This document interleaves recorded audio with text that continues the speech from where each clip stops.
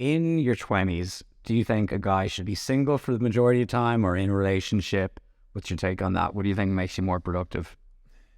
It's tough because now that I'm 30 years old, a little bit older, I've got some different takes on it. I used to say, like, just go fucking monk mode, everything, like, as long as it takes to get to the top. Because at the end of the day, if you had a woman that, like, a lot of guys fall back into the woman that they end up settling down with. Yeah. So they start off chasing the 10s at school, then it goes down to the 9s and the 8s and whatever.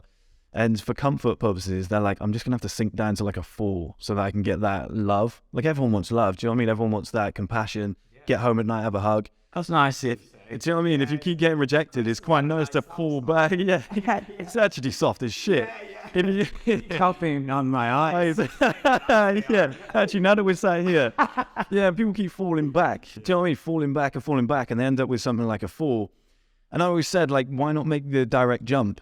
So instead of like buying a car and it's cost you a few thousand, but you don't like that car, and then you go and sell that car and you go and buy a new car, and then 2-3 years down the line, you sell that car and you buy a new car. All in all, you've probably spent something like 60,000 on 3 cars. Whereas in reality, if you just had no car the whole time, saved up, gone and bought that end product car, the one that was the most expensive one, technically you would have saved money. And I sort of had the same approach where you could just do, like, my friends always said to me, like, come out, enjoy yourself, whatever. And I was like, nah, stay in. They're like, yeah, but you know, your life could be so much better. You could get like a car on finance, come work with me. You could be walking around in like suits and look, like, get yourself a nice girlfriend, the average shit. And I was about, all of that shit can be done in a matter of days. And I proved it. I actually did a video where I proved it. I was like, I could get a house, I could get a car, I could probably get a girlfriend, you know, and the clothes, the shoes, the jewelry, everything, I could improve my look and all that shit. I was like, go and get a tan, like 30 days, easy. And I was like, but the other shit, success, fitness, the foundational stuff, it takes like 8 years, 10 years, 12 years, whatever it might be. So you get them ticked first, and the other stuff they're accessories, but they're effortless. And then once you've ticked them, so like if you're successful and in shape and you go and drop, I don't know, like fucking 800 grand on an amazing life setup, you still got the businesses pumping money in and you're still in shape. So it's like you've got everything there. So that's the way I looked at it. So when it comes to a relationship, I almost like, I think you can get so much shit done, but you're going to get to a breaking point because everyone needs a cuddle.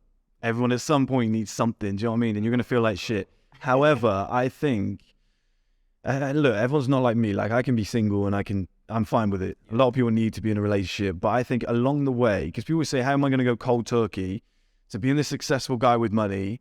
Oh, women are going to want me, but I'm going to have no experience and I'm going to be a simp. And I'm like, yeah, but every single year that you improve, you're going to get more attention. And I've never told guys to turn down sex. So if you're like walking around and some girls just like, I really like you, like, let's hang out and whatever, yeah, take it. If some girl in a nightclub's like, I want to go home with you, take it. It's on a plate. It's low effort. You're not spending a lot of time. It's a very small investment and you're getting the job done. But then you can wake up the next day and crack on and get back to what you're doing.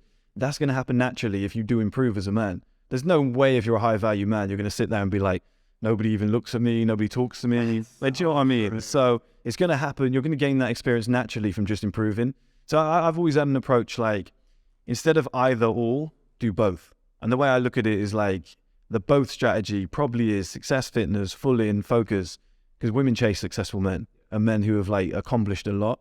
So if you're ticking those boxes and you're traveling through life, as a byproduct, you'll get women anyway. Yeah. So it's like the relationship stuff will take care of itself. Whereas if you do it in reverse and you fully focus on the woman and you dedicate and you build a life, and you're like, well, my life's not really where it's supposed to be, but like, I love this woman and she's stuck with me through all these years.